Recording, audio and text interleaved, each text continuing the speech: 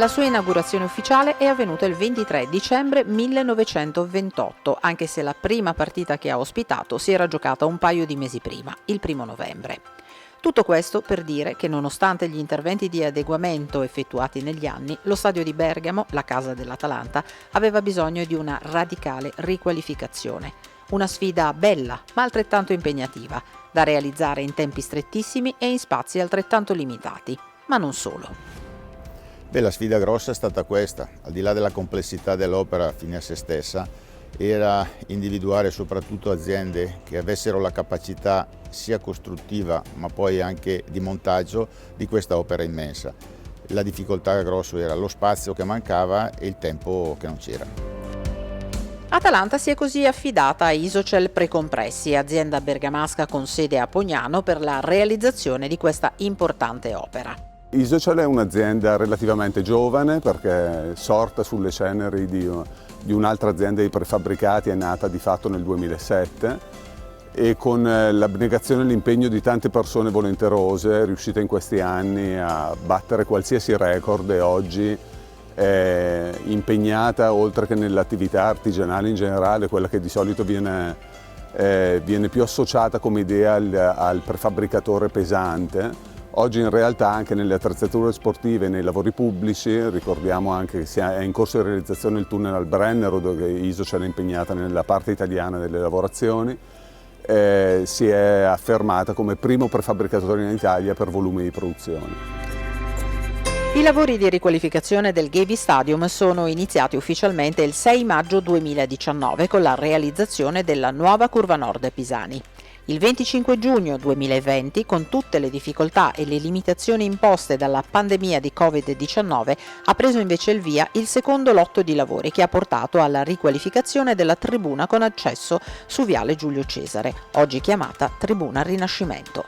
Noi abbiamo avuto due step, la curva nord, come dicevi giustamente tu, che è quella che impatto visivo è la più complessa, anche perché all'interno del cantiere avevamo 3 gru da 500 tonnellate e quindi chi capisce un po' di questo sa cosa vuol dire, in spazi ridotti, con dei bracci di gru molto ampi e quindi con grandi pericoli di impatto, e soprattutto per quanto riguarda poi il prefabbricato fine a se stesso, il montaggio è avvenuto dall'esterno. Cosa vuol dire questo? Vuol dire che gli operatori non potevano vedere dove andavano e venivano comandati con radio.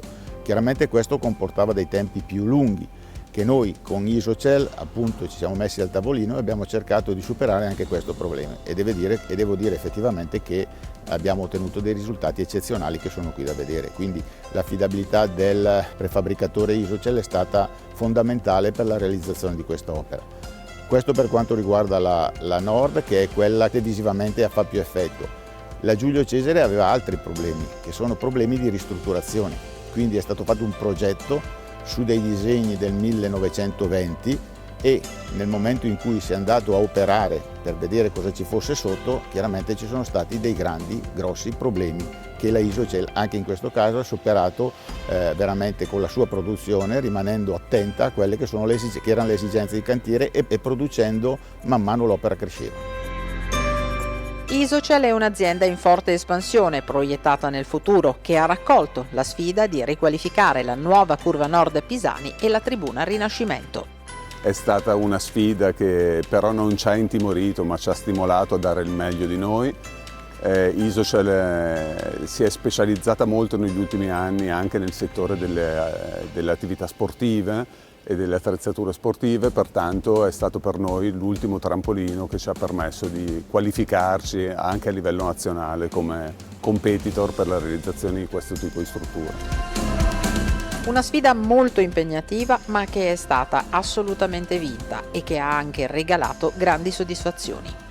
La soddisfazione più grande è stata venire qui all'esordio della curva nord e vederla piena di persone. In tante persone ci hanno chiamato dicendo che avete finalmente dato quel muro che volevamo e quindi la soddisfazione per noi è stata enorme. Sappiamo che ci attendono altre sfide e pertanto mi creda, ogni volta che passiamo da qua per noi è una soddisfazione enorme. Il 27 ottobre 2020 il Gaby Stadium ha ufficialmente debuttato in UEFA Champions League, la massima competizione internazionale per club. L'Atalanta contro l'Ajax ha pareggiato 2-2. Per completare la riqualificazione del Gavis Stadium manca l'ultimo lotto, il terzo, quello che porterà al rifacimento della curva sud Morosini e alla realizzazione del parcheggio sotterraneo adiacente alla stessa curva.